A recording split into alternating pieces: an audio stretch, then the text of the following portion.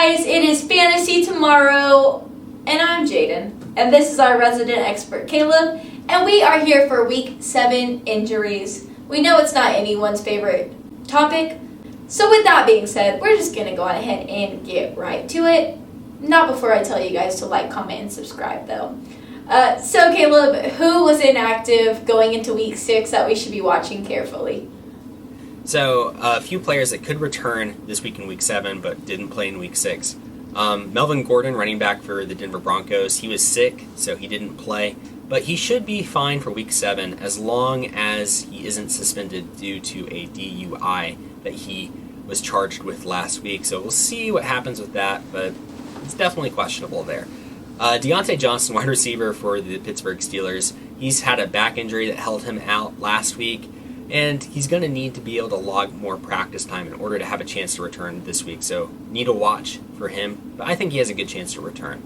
Then Deshaun Jackson, wide receiver for the Philadelphia Eagles. He has a hamstring injury. He's finally close to returning. His coaches suspect that he'll be able to play on Thursday night this week. But you never know. So definitely watch and see with him. And then his teammate Alshon Jeffrey is also trying to get back. But he's not quite as far along or in as good a shape as Jackson, so it's probably a little less likely that Jeffrey will return, and that on Thursday night, that short week is not going to help him. Now, Curtis Samuel, wide receiver for the Carolina Panthers, he has a knee injury. He was a game-time decision this past week in Week 6, and because of that, he probably has a decent chance of making more improvement, getting a little bit more rest and more recovery time. He should be able to go in Week 7. Leonard Fournette, running back for the Tampa Bay Buccaneers, he has an ankle injury. But while he was limited in practice last week, he was still held out. And that could happen again. It seems like they're being very careful with Fournette, so we need to watch carefully to make sure that he's progressing and that things are actually getting better. Maybe he'll log a full participation in practice this week. And then finally, Noah Fant, tight end for the Denver Broncos. He was held out with an ankle injury. They said he was 50-50 going into Week 6, but he, of course, didn't suit up and play. So we'll see. He should have better odds than that this week to play because he's getting another week to rest. But you never know, so definitely watch his practices as well.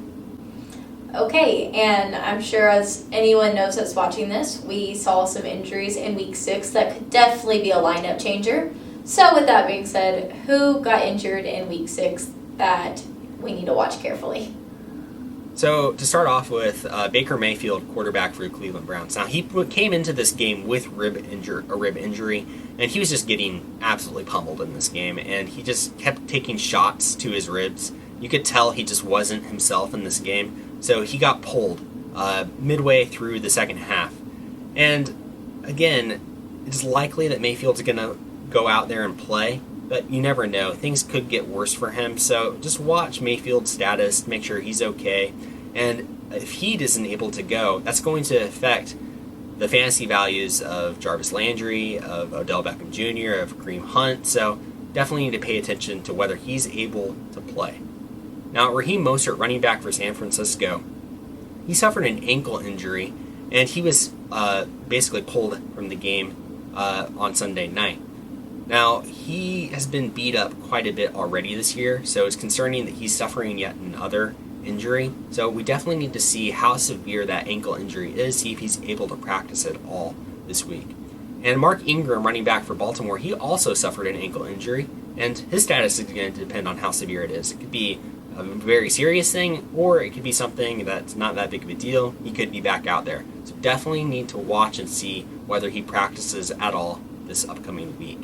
Now, Devontae Parker hurt his groin. He was pulled mid-game and wasn't able to return. So it's going to be kind of questionable whether he's able to actually return in Week 7. Groin injuries, especially for wide receivers, can be somewhat serious and very painful. So definitely need to see if he practices at all. And hopefully this is just a minor injury and he's able to return. Now, Zach Ertz, tight end for Philadelphia, he also hurt his ankle.